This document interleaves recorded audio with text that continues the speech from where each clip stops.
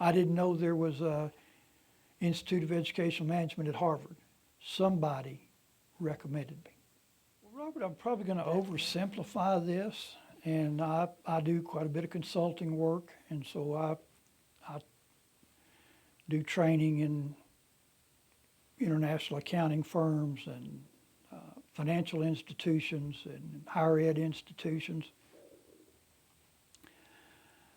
There are two ways in which people can embark on careers. There are two things that you can do, two different paths you can take. Just before class was over, I would ask the class, who's the most prejudiced against group of people in the world? Athletics dissolves all of that. It makes it all go away. They were just teammates. So true. They were just teammates. And if you'll remember Lightning Weaver's pancake theory. Pancake theory.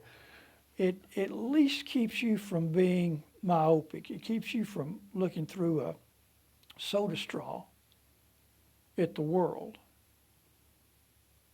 Really, what's that person thinking, or what's their background, or why would they view something a little bit different than I do? Hi, this is Robert Wilkins, aka Basketball Tall. Welcome to my channel. I'm glad that you're here with me today because I have someone that you really need to listen to. I'm here on the great campus of East Central University in the great city of Ada, Oklahoma. And here with me today I have Dr. Gerald Williamson, and he's going to give you some information that you really need to take to heart. Because what's going on in this world today, we're looking for all sorts of solutions, aren't we? But I'll leave that up to him. So stay tuned, stay with me. Coach Williamson, thank you for allowing me this opportunity to be with you here today. Robert, the pleasure's all mine, I can assure you. Well, for those that don't know, of course, you may see in the title of things, his name is Dr. Gerald Williamson. But of course, I call him Coach Williamson.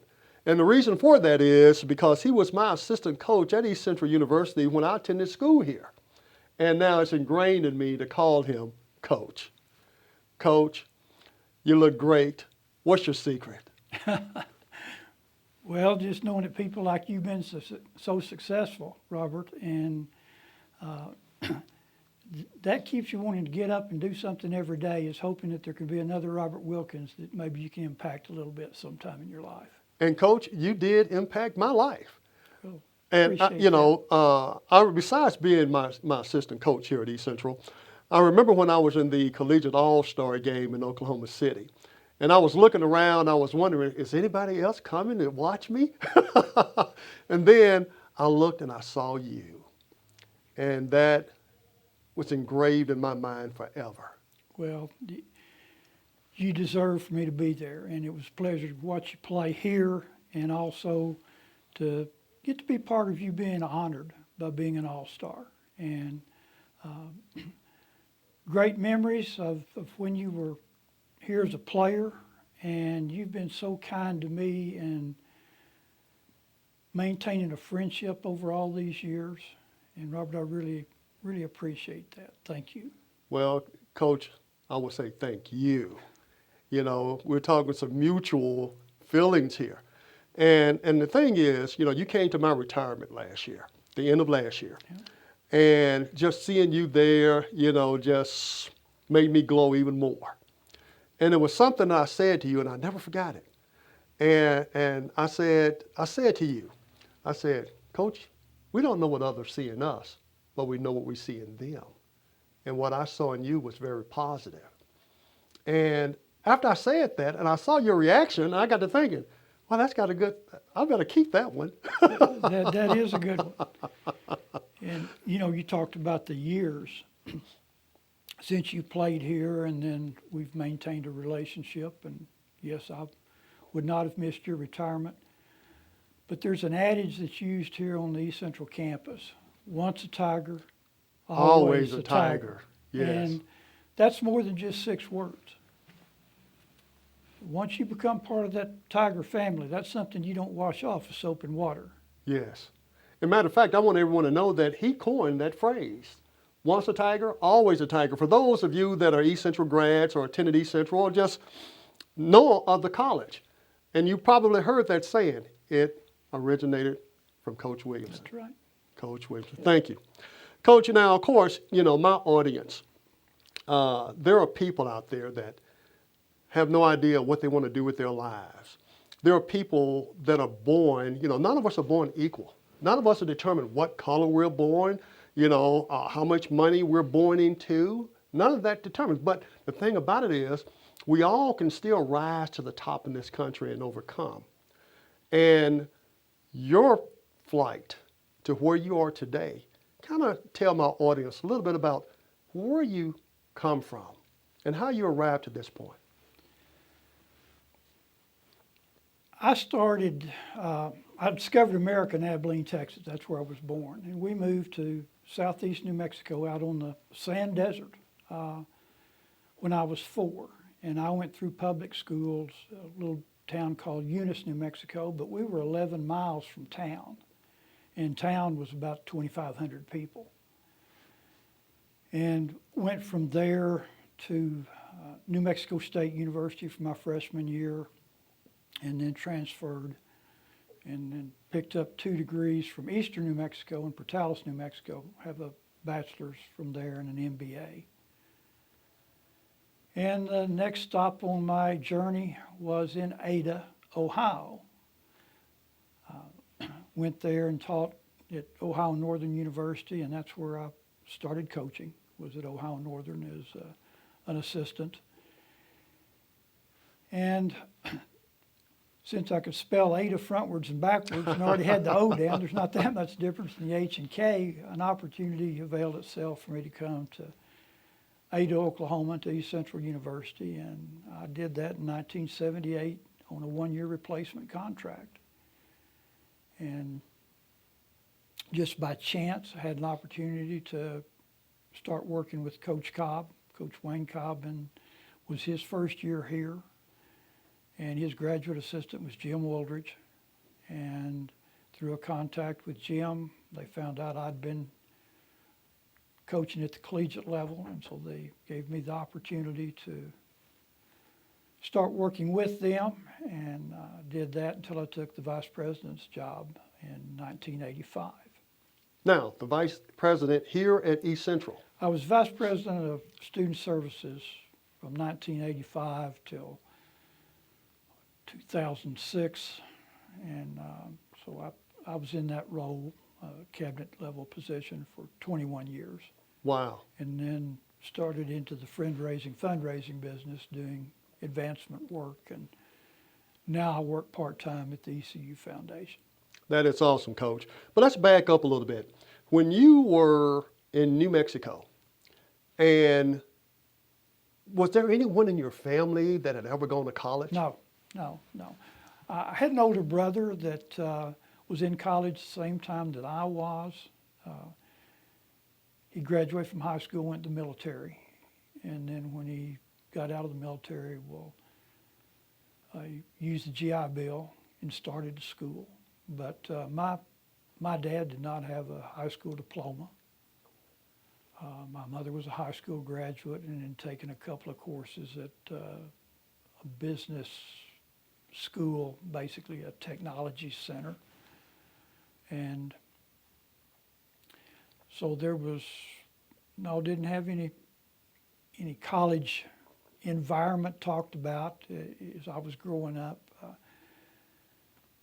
The first time I ever thought about college was in the 3rd grade, and the teacher asked, "How many of you are going to college?" And I put my hand up. I was the first one in class to put my hand up. And right then I didn't know why, but I just knew that was something I was going to do. Mm-hmm. And from that point forward, I never had a doubt that I wasn't going to go to college. Mm-hmm. And a lot of times people ask, well, how did you choose your career? How did you choose your profession? How did you choose a major? And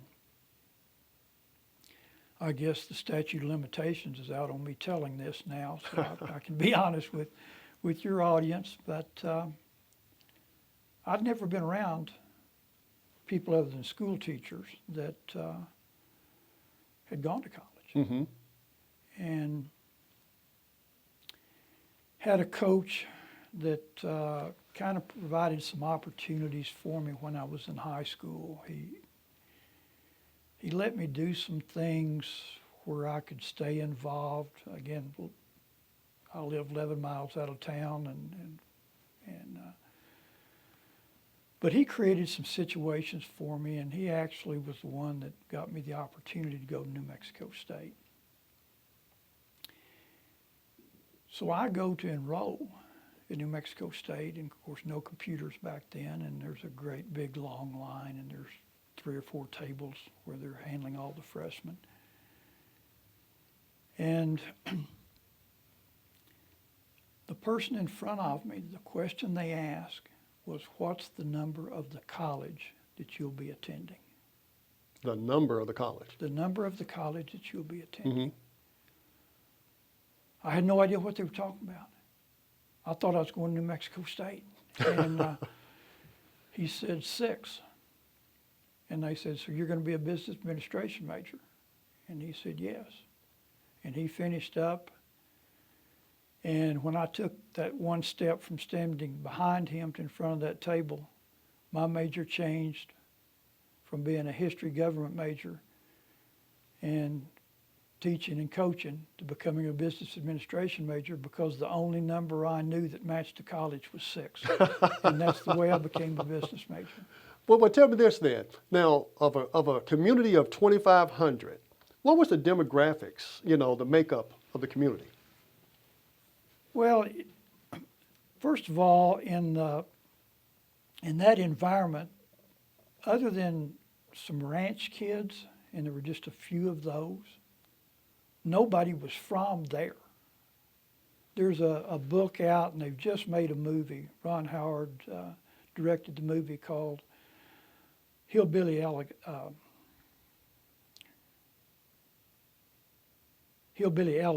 is the title of the movie and the book. And all the people there are from Appalachia.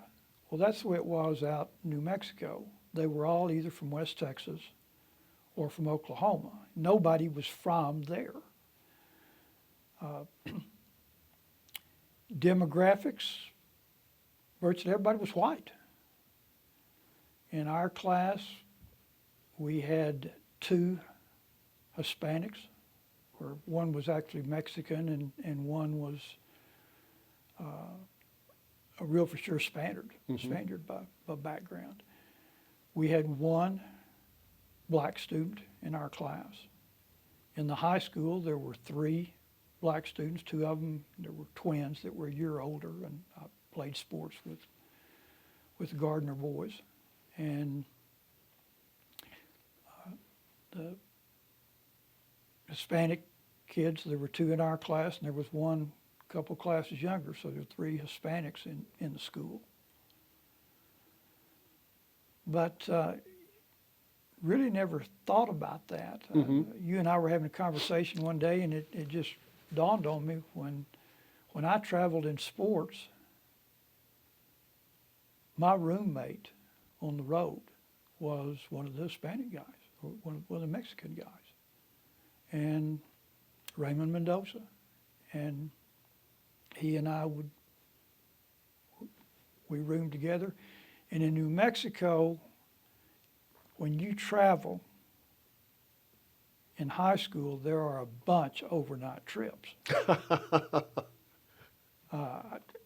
I've participated in a game where, again, high school, we were on the road for 3 nights. Why was that, Coach? Great big state. We were in the southeast corner of the state, and we played in the very northwest corner of the state. And so first day we drove to Albuquerque and worked out. Next day we went to Farmington, New Mexico, and then played the game the next Saturday afternoon. After the game was over, drove back to Albuquerque and spent the night, and then got back to Eunice, New Mexico the following day. So 4 days and 3 nights to play 1 ball game. Now, as a student, you would love that. Spend the night in a hotel or somewhere. Yeah, I mean, that was eating in restaurant or a cafe, you know, and I'd always think, you ask about the demographics. Well, a lot of those trips, I sure did wish that I could be a Catholic, because those guys got to eat shrimp, because they didn't eat, at that time, they didn't eat red meat on Fridays. Uh-huh. And we'd stop someplace and eat, and all of us would have usually a chicken fried steak, which I liked chicken fried steak at the time, but I'd look over there, and we had 3 Catholic boys that played sports, and they got to eat shrimp, and I thought, golly, Now you need to expound on that a little bit more. Now, when you say being Catholic, eating shrimp, why you couldn't eat that? well, you could, but they would order that for the Catholic kids to honor their religion. Oh, okay. And back then, they called it Fish on Friday, and that in Catholics at that time didn't eat red meat on Friday. And so in the fish that restaurants always had, I mean, out there on the desert, you didn't have a whole lot of fresh caught catfish or trout. And so they always got to eat shrimp. And I thought, golly, I might pick up religion if I could have shrimp too. But let me ask you this now, moving forward a little bit. So when did you earn your PhD? Where? I have a PhD from University of Oklahoma, and when I came here in 1978, well, I came on a 1-year replacement contract, and things worked out where they added a position and I got to stay on. And I needed to be in a tenure track, so that meant that I had to have so many hours toward a doctorate. Mm-hmm. And OU was the closest program, so I started taking classes and got through the coursework, and then did my dissertation. And I actually completed it in 1985. And then my postdoc, the Institute of Educational Management, was at Harvard. And well, what an experience that was, Robert. And Please share it. And well, first of all, I never thought of a kid like myself raised out on that desert. Again, not even knowing that you had different colleges at universities. I mean, I didn't know come here from Sikkim, as they say. Talking about lack of exposure. Yeah, but I was in the VP's office here at the time, and at national conferences or regional conferences, I met some people and had a guy to talk to me about a program at Harvard called the Institute of Educational Management, which is a postdoctoral program. And he said, it's something you ought to do. And I really didn't buy into that. You know, I really didn't think I fit in at Harvard. And he reached back out to me and he said, let me write one of the recommendations for you, and why don't you apply to go into that program? So I did what I needed to do to apply, and the way the program worked is you're admitted like you would be to a college or to a university, and didn't have Zoom back then or anything like that, so everything was basically correspondence, but you went through not necessarily classes, but they would send you things that you were to do. As an example, they had you to write a case study, not do the case study, but you actually came up with a higher administration problem that was of a level and of a significance that it could actually be a published case study. And as you go through the program, you know, people all over the world that are involved in this, and they pick, I think the class that I went through with in 1990, there were, I don't know, 92 of us maybe from all over the world. And that's the group they've chosen to finish the program. And so you go to Harvard, at that time it's for 6 weeks, and spent 6 weeks learning about higher education administration. And one of the things, Robert, we were talking about eating different things. At East Central, when you had a cookout, if it was just students, you had hot dogs. Mm-hmm. Now, if it was students and parents, you had a choice of hot dogs or hamburgers. We had a cookout at Harvard. The lobsters were alive when they dumped them in the pot. And I knew right then there's a difference in the way people think that they need to be fed and what you need to be fed, and seeing the difference between being at East Central University or being at Harvard. Oh, no doubt about it. You know, I did have the privilege of visiting the campus. My youngest son, he got an invite to MIT, and which is right down the street It in is, Cambridge, Massachusetts. And what a place. It is, and I really enjoyed the experience. Had some opportunities that would just never have availed themselves to me had I not gone there. I met people that I've stayed in touch with. Got to see things and do things. One of the faculty members the year that I went through was Dan Finn, who was on President Kennedy's staff. And we had a dinner one night. The whole class went to the Kennedy Library for dinner. And when they took us in to show us the video that they present to all guests at the Kennedy Library, Dan Finn got up on the stage and introduced and told us what we were going to see. And that night after we had dinner, we were walking through the library, and I just happened to be in a hallway. And Dan Finn and I were the only two in that hallway. And we stopped and talked for, I don't know, 5 minutes, might have been 10. And I got to ask him questions that everybody's seen on television, but I really wanted to know how it happened, like President Kennedy's funeral. Mm-hmm. And everybody's seen where John saluted as the caisson went by. Yes. And I asked him, who put all that together in that short period of time? You know, the riderless horse with the boots turned the opposite direction. And part of that would be protocol, probably, for someone in the country like a president. But he said that Mrs. Kennedy was the one that put together the burial plan and the funeral plan. And there were basically 3 others, he being one of them, that helped her put the whole thing together. The staffs of a president back then were nothing like what staffs for a president today are.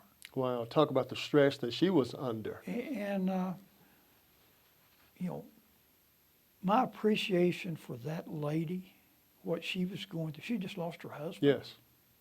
Witnessed. And she was right there. I mean, she Yes. cradled him, and then she had the character to realize that it wasn't just her that had lost somebody, that the country and the world had lost someone. Yes. And that there needed to be something that helped people move forward from that event.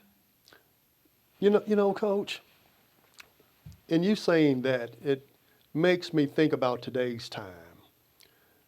You know, the situation that the country is in right now. We have new president-elect, and then, you know, the continued, you know, lawsuits and things that's going on in our country, the division, and something I haven't felt like this since, you know, the late 60s and the early, you know, the 70s, you know, when our country went through a huge transition. And it almost seemed to take me back to that point in time. In today's time, which is so unusual because we've come such a long way in such a very short time. And by you speaking of something like that, President Kennedy's wife and attending to his funeral arrangements and all of that, what is it that we can do today? What's going on with our country? Let me back up to something we talked about earlier, my formative years out on that desert in southeast New Mexico. I turned 15 and a half and had my driver's permit, but living 11 miles from a little bitty town, there wasn't anything to do. You didn't mow lawns out on that sand desert. So I just looked for ways to make money. And there was a older gentleman that had had surgery that was a pumper in the oil field. And one of the things he couldn't do after the surgery was drive. So he hired me to be his driver. And one day, Robert, we were going along, bouncing on those country roads, and they're not even really roads. You're just going out across the country, and a track where he's gone before. And something was on the radio or something was mentioned, and like all 15 and a half year olds, I had the answer to everything. And so I responded to whatever it was in a very definitive way. And the gentleman's name was Lightning Weaver. And Mr. Weaver looked over at me and he said, "Sonny, let me tell you something that you need to always remember." And I said, "What's that?" He said, "Always remember, if it's thick enough to be a pancake, it has to have two sides."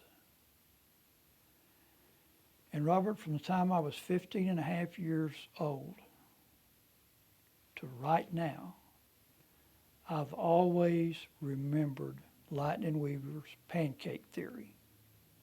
And I use that pancake theory when I make decisions, when I deal with people, when I'm with people that are from different backgrounds or people that have different ideas or situations that are different. It's not all what I think or what I want or how I perceive it. If it's thick enough to be called a pancake, it has to have two sides. And I think that helps me not understand necessarily what other people are thinking and are doing right now, but it helps me to really take a look and see if I can understand their point of view. The pancake theory. That's interesting. And you're talking about different points of view, what other people are thinking, what maybe, their thought process. Elaborate a little bit more on that, Coach. Well, let's look at the political environment. And I'm not a very political person, Mm-hmm. but you have a red camp and a blue camp right now. And if I were to describe myself politically, I'm a centrist. I'm a middle of the road guy. There's stuff that a lot of your ultra conservative people are promoting right now or believe right now or pushing right now that I'm vehemently opposed to. Mm-hmm. Then we can go to the ultra liberal side, and I don't buy into a bunch of that. I'm a middle of the road guy. Mm-hmm.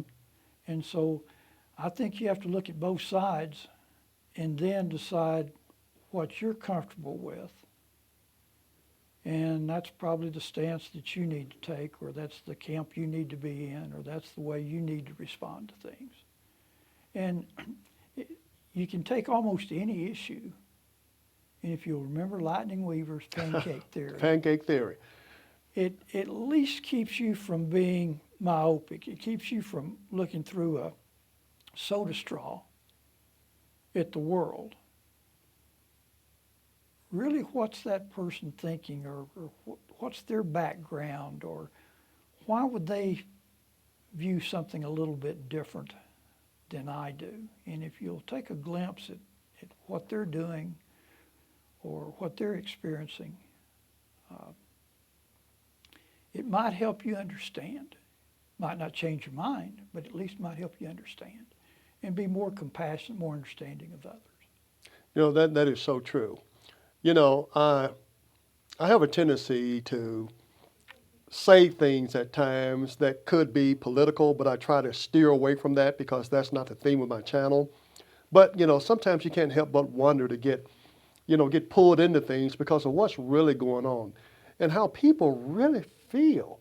It's amazing what politics can do to people, such as civil war, you know.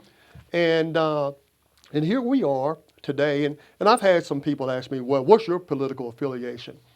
And, you know, I try not to go there, but I'll just let it be known, I am an independent. Why am I an independent? Of course, I grew up born basically a Democrat. But people have a tendency, we always hear about conservative this, conservative that, liberal, progressive, moderate, and all of that. And I got to thinking, you know, people fail to realize in the Democratic Party, there are a lot of conservatives. I know a ton of them. So I'm an independent because I can be a conservative. You know, I do believe in some of the things, the conservative. I believe, you know, some things in progressive. I believe it all because we can't just be one way all the time. It depends on the issue. There's another side of the story. There's different views. That's the pancake that Lightning Weaver talked about. You know, wouldn't it be great if we can all get along like athletes? Oh, there's no question about it. Athletics is a tremendous training ground because some of the things that people envision about people that are different than them evaporate. They go away. Let's flash back to when you were here playing. And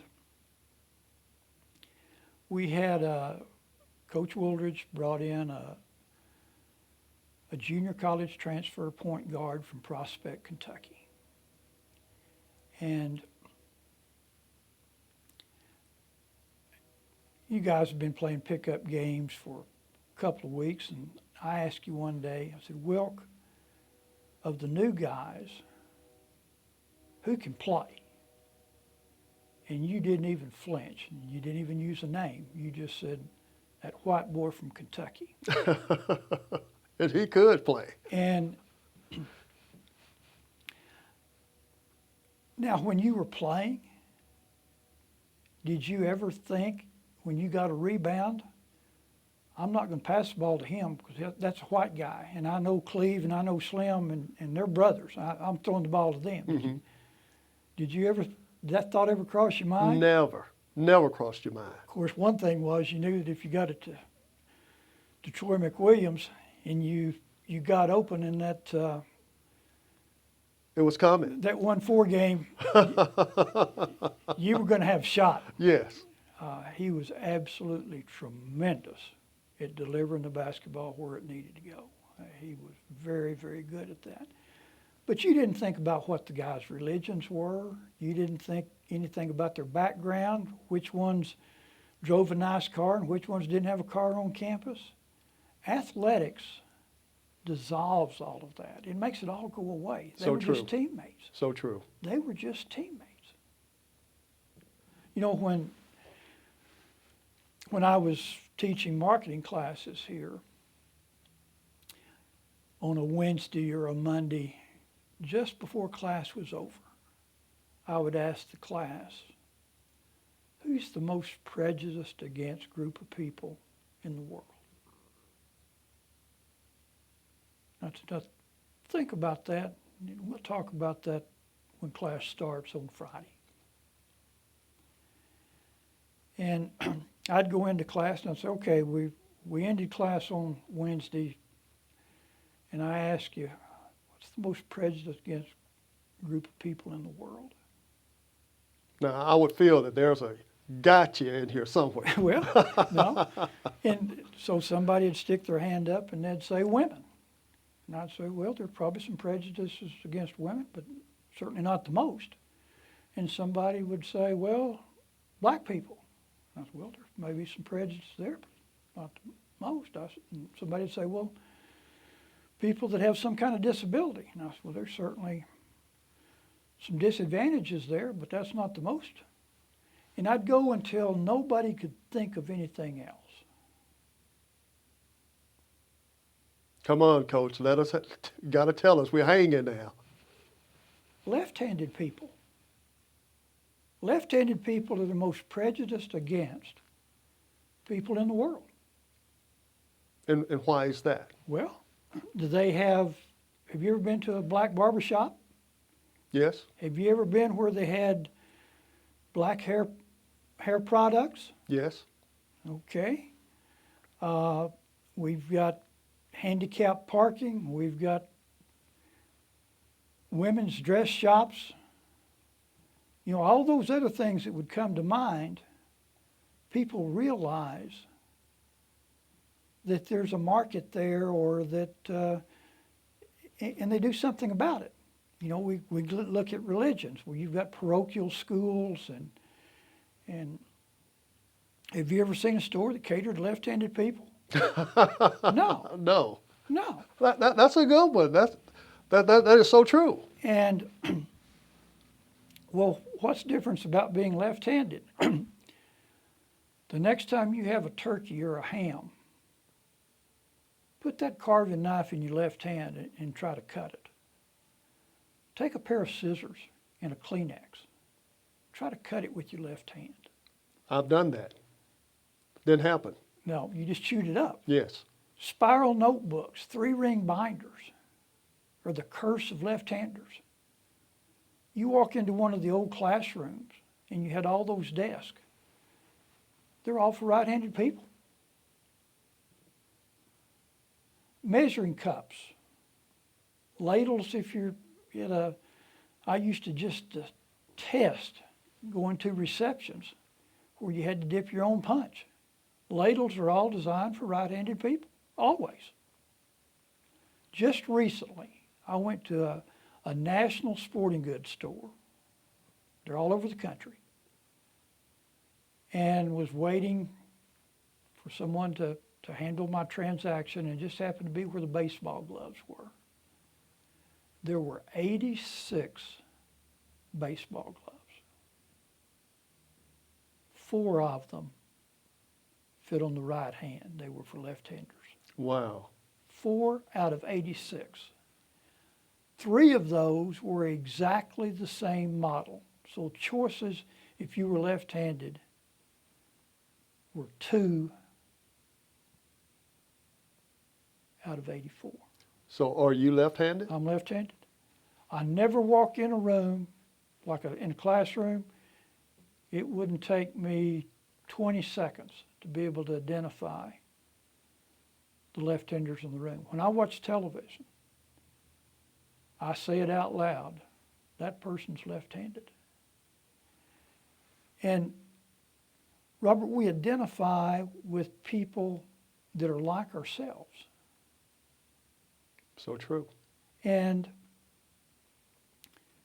I can honestly tell you, I will notice someone being left-handed quicker, let's say on a television program, or if I walk into a classroom, I'll recognize that quicker than I will whether they're black or brown or red.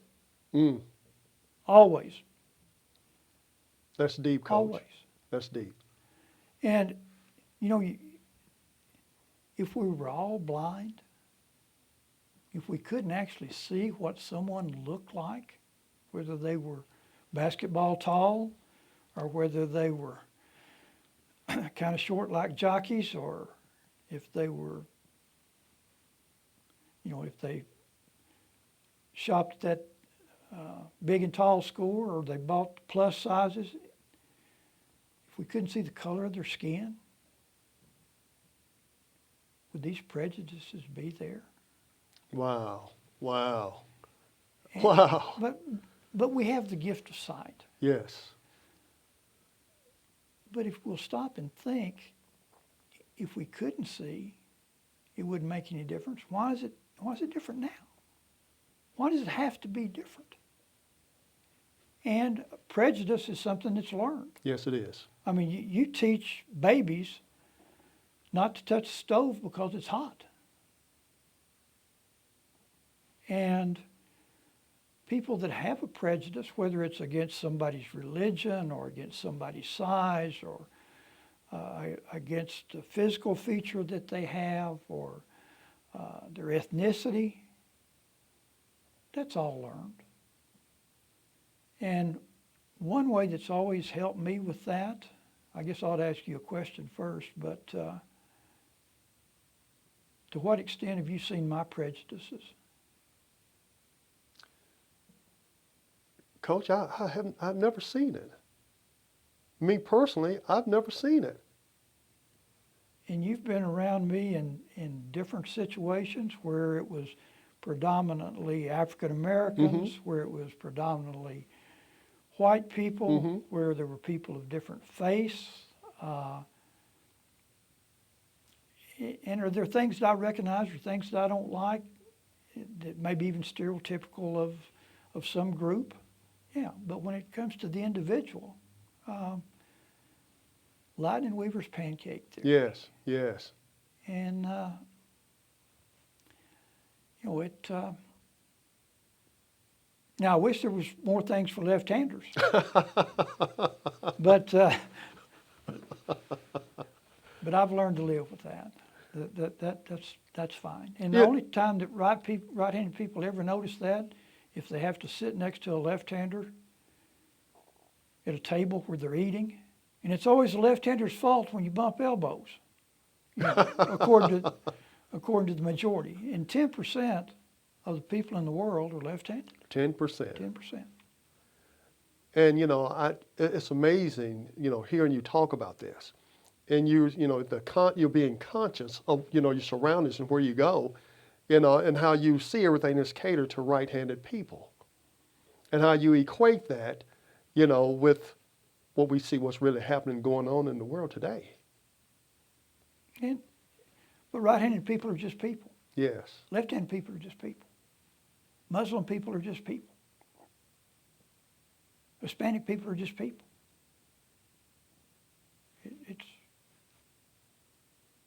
Let's just let everybody be who they are. Let's do, I prefer right over wrong. Yes.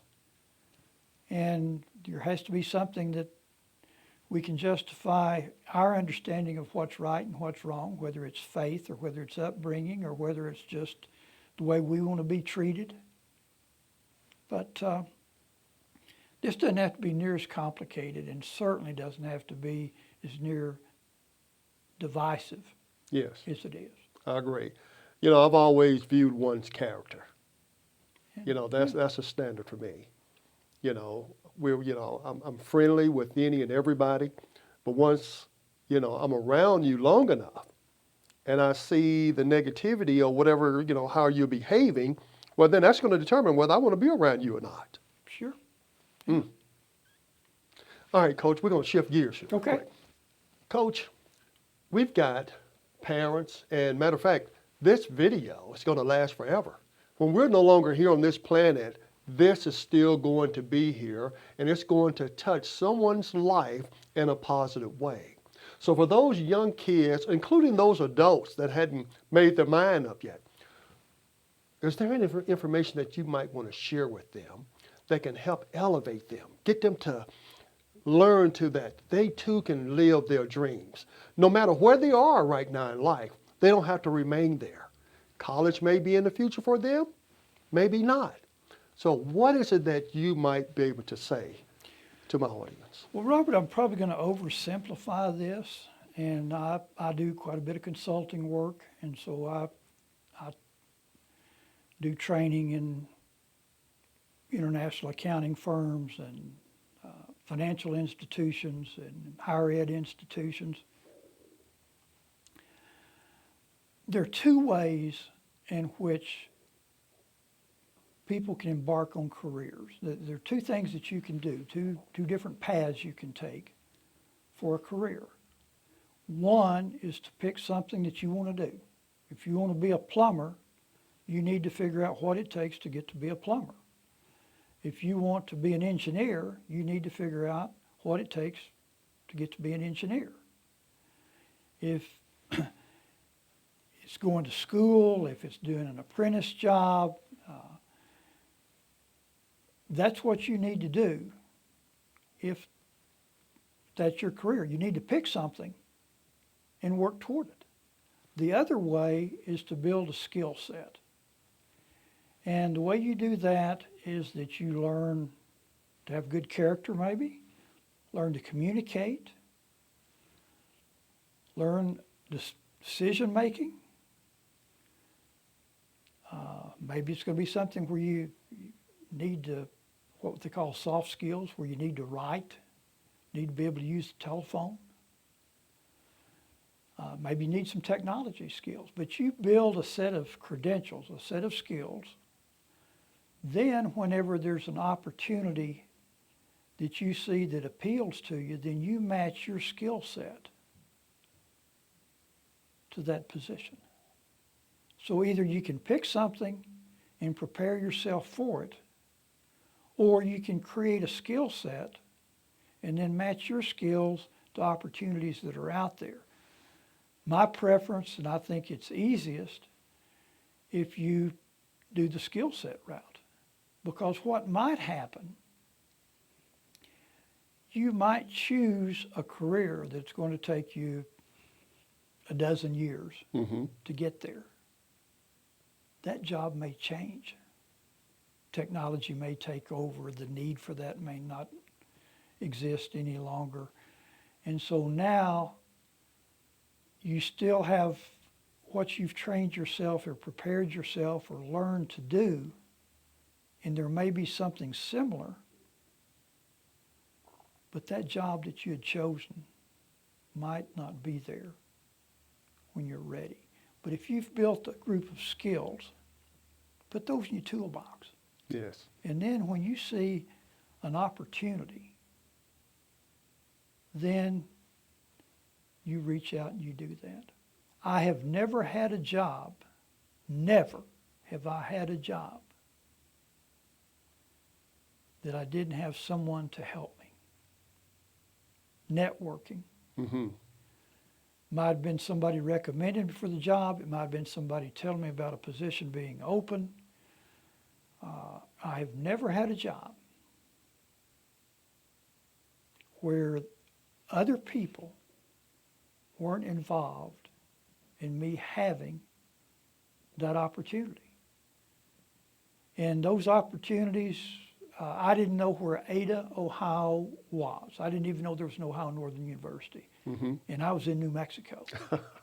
Somebody recommended me for the job. I'd never heard of Ada, Oklahoma, or East Central University. Somebody recommended me for the job. I didn't know there was a Institute of Educational Management at Harvard. Somebody recommended me. That network. Building relationships is the key. I agree with you 100%. You know, that relationship building, the networking, it makes a world of difference. You know, there's a motivational speaker by the name of Les Brown, and he has a quote, I like to say it quite often. He always says, it's best to be prepared for an opportunity and not have one than to have an opportunity and not be prepared. Just you know, exactly. Just like coming to this great institution here at East Central, you know, it prepares you in so many ways.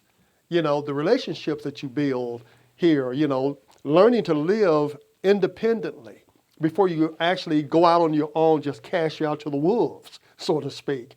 And not just that, meeting people like you, the things you learn in the classroom and all of that, it all comes together there to really mold and make us what we are today. Yes, yeah. There's a book I use. It's an old book, and so, but it's really applicable. In fact, the author's last name escapes me right now. The first name's Harvey. But the title is what I focus all my network training workshops around. And it's dig your well before you're thirsty. Dig your well before you're thirsty. Prepare. Prepare. Yes. Coach, I'm loving it. I'm loving it. Great thoughts. Coach, we're coming to an end now. So if there's anything that's in your heart or in your mind that maybe we hadn't covered, that's something that you might like to say, I'll give you the final word. Robert, first of all, it's really been a pleasure having this opportunity, and I thank you for that. And anyone watching, if there's going to be a takeaway from this, have good character, get to know people, and treat them as people. Wow. Simple as that. Thank you. And of course, those East Central people out there, don't ever forget, once a tiger, always a tiger. Thank you, Coach.